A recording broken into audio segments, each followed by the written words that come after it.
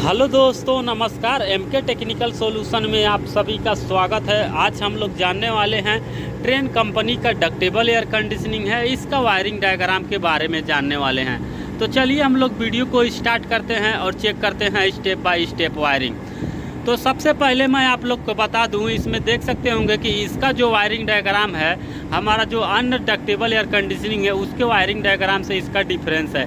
जैसे कि हमारा पर्ल का हो गया डक्टेबल एयर कंडीशनिंग, चाहे एसकेएम पैकेज हो गया डक्टेबल एयर कंडीशनिंग, चाहे जामिल कुल का डक्टेबल एयर कंडीशनिंग हो गया, वो सब के वायरिंग डायग्राम से इसका जो वायरिंग डायग्राम है बहुत डिफरेंस होगा। तो वीडियो को आप लोग लास्ट तक जरूर देखिए, तभी आप लोग को कुछ ना कुछ सीखने को मिलेगा। अन्यथा अगर आप लोग को नहीं सीखना है तो वीडियो को स्किप भी कर सकते हैं, कोई प्रॉब्लम नहीं। इसका वायरिंग डायग्राम सेम हमारा जो चिलर का वायरिंग डायग्राम है उसके हिसाब से इसका वायरिंग डायग्राम बनाया है। इसमें और एक बात और मैं आपको बता दूं, इसमें देख सकते होंगे कि इसमें केरल कंट्रोल है। ये कंट्रोल अधिकतर हमारा चिलर एयर कंडीशनिंग में नहीं तो जिसमें 4 कंप्रेसर होता है या तो 5 कंप्रेसर होता है, उस सिस्टम में ये कंट्रोल को यूज करते हैं। लेकिन इसमें देख सकते होंगे कि इसमें 2 कंप्रेसर है केवल, लेकिन फिर भी ये कंट्रोल को यूज किया है। यानी कि इसका जो वायरिंग डायग्राम है, अगर आप लोग को जब तक मालूम नहीं है तब तक मतलब बहुत कठिन लगेगा, बहुत हार्ड लगेगा। लेकिन जब एक बार आप लोग समझ जाएंगे तो वो सबसे भी बहुत आसान है और इजी वायरिंग है इसका।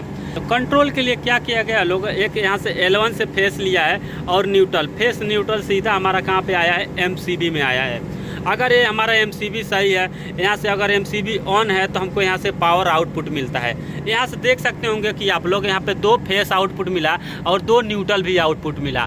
तो फर्स्ट हम लोग एक फेस न्यूट्रल को समझते हैं, दूसरा बाद में हम लोग समझते हैं। तो यहाँ से जो एक फेस और एक न्यूट्रल है, वो न्यूट्रल तो सीधा हमारा कहाँ पे जाएगा, एक क्रैंक के सीटर के लिए जाता है। इसमें 2 कंप्रेसर है, दोनों कंप्रेसर में जो क्रैंक के सीटर है वो दोनों क्रैंक के सीटर के लिए पावर जाता है न्यूट्रल तो डायरेक्ट क्रैंक के सीटर के लिए चला गया।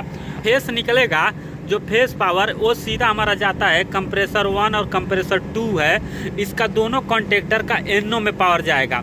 अब ये NO से आउटपुट मिलेगा, NO से आउटपुट मिलता है तो सीधा हमारा कहाँ पे जाएगा पावर, जो हमारा कंप्रेसर है उसका जो बेस में क्रैंक केस हीटर लगाया है वो क्रैंक केस हीटर का फेस पावर हो गया।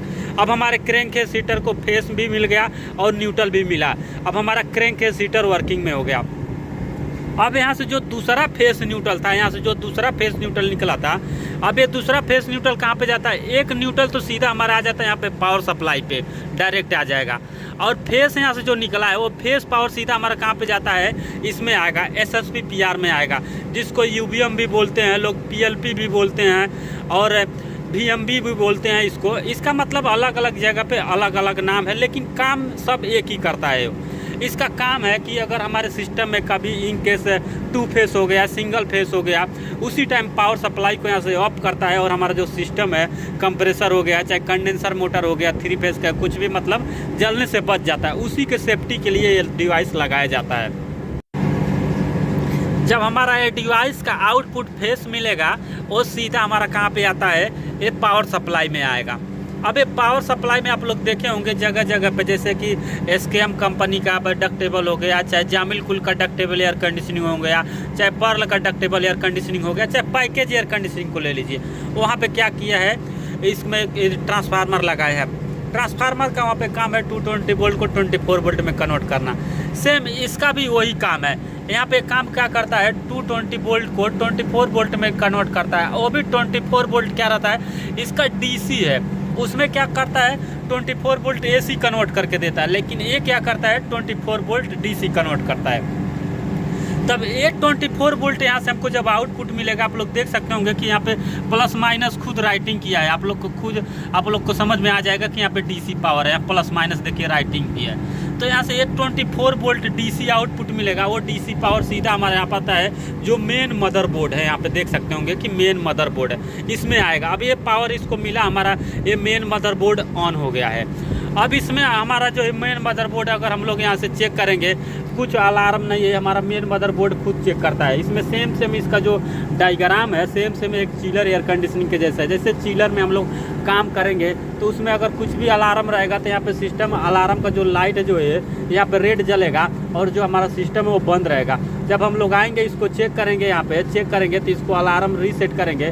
तो अगर हमारे सिस्टम में कुछ प्रॉब्लम है तो उसी टाइम तो हमारा अलार्म रीसेट नहीं होगा। अगर कुछ नहीं प्रॉब्लम है तभी हमारा अलार्म रीसेट होता है। जैसे कि इन केस कभी मान लीजिए हमारा सिस्टम एलपी में ट्रिप हुआ, एलपी में ट्रिप होता है तो कभी कभी क्या हो जाता है कि मान लीजिए सडनली गैस डाउन हुआ और फिर हमारा ट्रिप हो गया एलपी में, और जब हम लोग आएंगे तो उसी टाइम थोड़ा प्रेशर बढ़ के रहेगा और उसी टाइम क्या होगा, जैसे ये ट्रिप होगा और लॉकआउट में चला जाएगा। तो जब हम लोग आएंगे उसको एक बार रीसेट करेंगे तो फिर भी अगर हमारा गैस का प्रॉब्लम रहेगा तो फिर भी तुरंत ट्रिप हो जाएगा। अगर नहीं प्रॉब्लम रहेगा तो हमारा सिस्टम चलने लगेगा। अगर कभी कभी क्या होता है कि जो हमारा ट्रांसड्यूसर होता है उसमें भी प्रॉब्लम हो जाता है।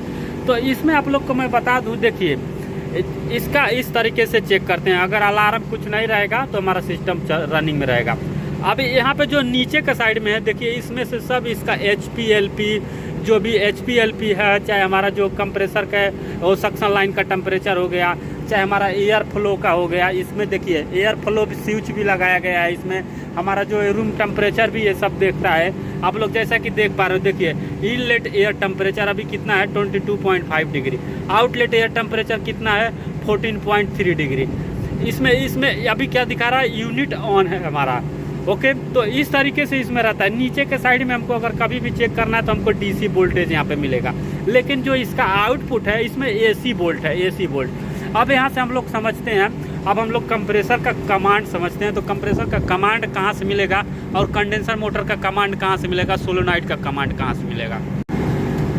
तो इसमें मैं आप लोग को बता दूं, आप लोग देख सकते होंगे कि देखिए इसमें जैसे कि मैं आप लोग को बताया था, चिलर एयर कंडीशनिंग का एक वीडियो बनाया था, उसमें भी आप लोग को मैं सीरीज बाय सीरीज बताया था। तो इसमें देखिए यहाँ पे जो देख रहा है ये ID1 जो लिखा है और ID2, ID3, ID4, ID5 ऐसे सीरीज मतलब लिखा है ID6 तक।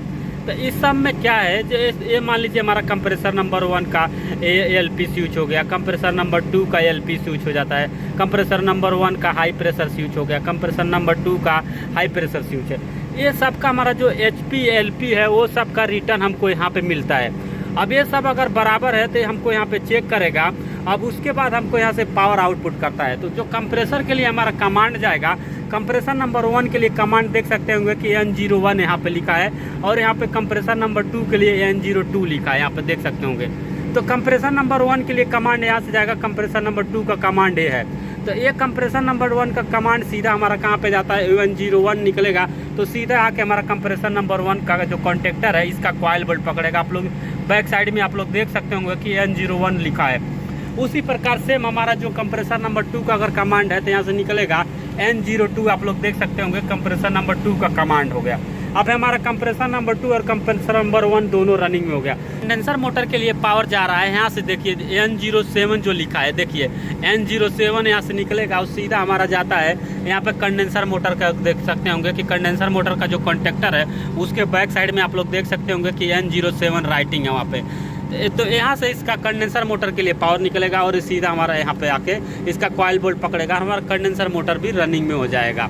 तो इस तरीके से इसका वायरिंग डायग्राम है। और आप लोग को मैं सोलोनाइड वाल के लिए भी पावर बता देता हूँ। सोलोनाइड वाल के लिए पावर कहाँ से जाता है, सोलोनाइड वाल के लिए पावर यहाँ पे देख सकते होंगे जो 32 नंबर का टैगिंग है, यहाँ से इसका NO से, इसका NO जो हमारा कंप्रेसर 1 और कंप्रेसर 2 है, इसमें देखिए 2 कंप्रेसर है, लेकिन जो सोलोनाइड वाला है एक है, सेम हमारे चिलर के जैसा है। जैसे कि कभी कभी आप लोग देखे होंगे जो SKM का चिलर एयर कंडीशनिंग है उसमें 2 कंप्रेसर एक साथ में लगाया सेमी हार्मेटिक, लेकिन उसमें क्या किया, सोलोनाइड एक डाला। तो सोलोनाइड को पावर कहाँ से लिया है, जो इसका दोनों का NO से। अगर कोई भी हमारा कंप्रेसर नंबर 1 चले तो भी सोलोनाइड वाल्व ऑन हो जाएगा, कंप्रेसर नंबर 2 चले तो भी सोलोनाइड ऑन हो जाएगा। तो यहाँ से जो इसमें 32 नंबर का टैगिंग है इसका आउटपुट मिलेगा, ये दोनों का आउटपुट से ले जाकर हमारा सोलोनाइड वाल्व को पावर दिया गया है। तो इससे हमारा जब हमारा कंप्रेसर चलेगा उसी टाइम सोलोनाइड वाल्व भी ऑन हो जाएगा और उसी टाइम हमारा कंडेंसर मोटर भी ऑन हो जाएगा। तो इस तरीके से आशा करता हूँ आप लोग को ये वीडियो समझ में आया होगा। अगर वीडियो में कुछ भी आप लोग को डाउट लगे तो हमको कमेंट सेक्शन में कमेंट करके पूछ सकते हैं। आशा करता हूँ दोस्तों ये वीडियो आपको पसंद आई होगी। वीडियो अच्छी लगे तो लाइक और सब्सक्राइब करें और ज़्यादा से ज़्यादा शेयर करें। वीडियो को अंत तक देखने के लिए बहुत बहुत धन्यवाद। आपका दिन शुभ हो। मिलते हम लोग नेक्स्ट वीडियो में फुल डिटेल वायरिंग डायग्राम के बाद हम लोग वायर ट्रेस करके हम लोग वायरिंग डायग्राम को चेक करने वाले हैं नेक्स्ट वीडियो में।